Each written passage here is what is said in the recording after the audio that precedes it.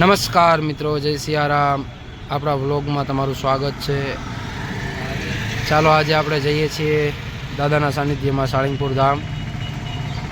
Station road છે, અહીંયાથી આપણે જમણી સાઈડ પેલી બસો આવે એ રસ્તેથી સાળંગપુર જવાય છે. વિડીયોમાં બના રહેજો.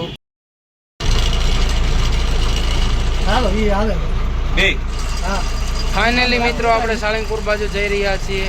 અમારા ડ્રાઈવર સાહેબ છે આ.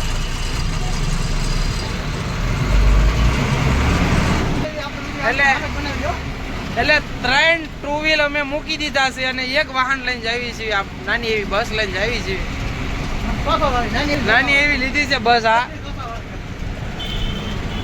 કારણ કે મોદીજીએ કીધું છે બધા એક સાથે એક વાહનમાં રખડો, જેથી આપણા દેશ માટે પેટ્રોલ બચે.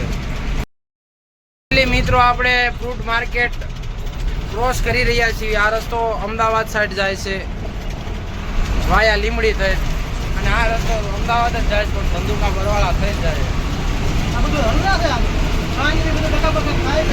જોઈ શકો છો મિત્રો,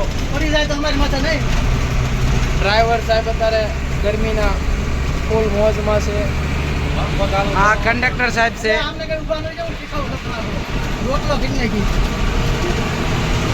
ફાઇનલી મિત્રો આપણે છેતડીભાઈ પહોંચવા આવ્યા છીએ. ક્રિકેટ બોક્સ આવી ગયું છે. ફૂલ તડકો છે.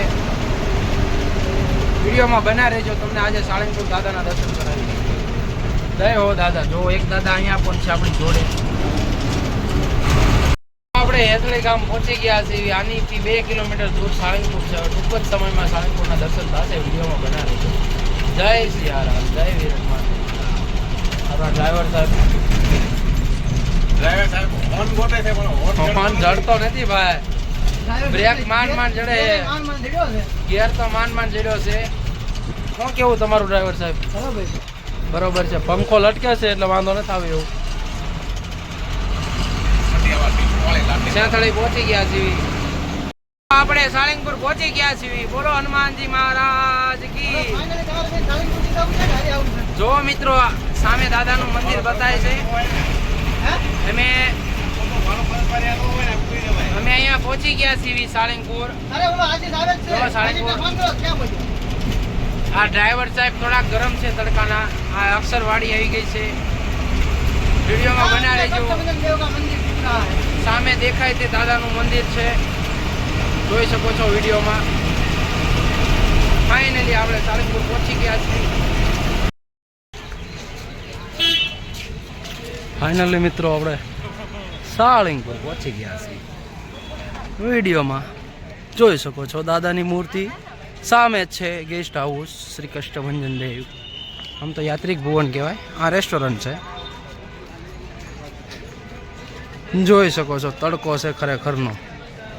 અહીંથી સીધા જ આવલા આમું દાદાનું મંદિર દેખાય.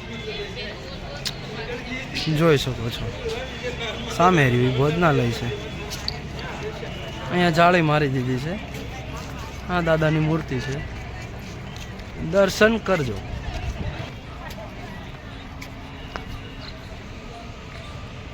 જોઈ શકો છો વિડીયોમાં હનુમાનજી મહારાજ.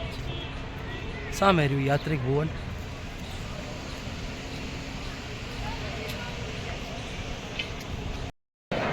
મિત્રો સામે મંદિર છે. દાદાના દર્શન કરી શકો છો. અહીંયા લોકોની ભીડ ખૂબ છે. જોઈ શકો છો સાળંગપુર ધામ શ્રી કષ્ટભંજન હનુમાનજી મહારાજ.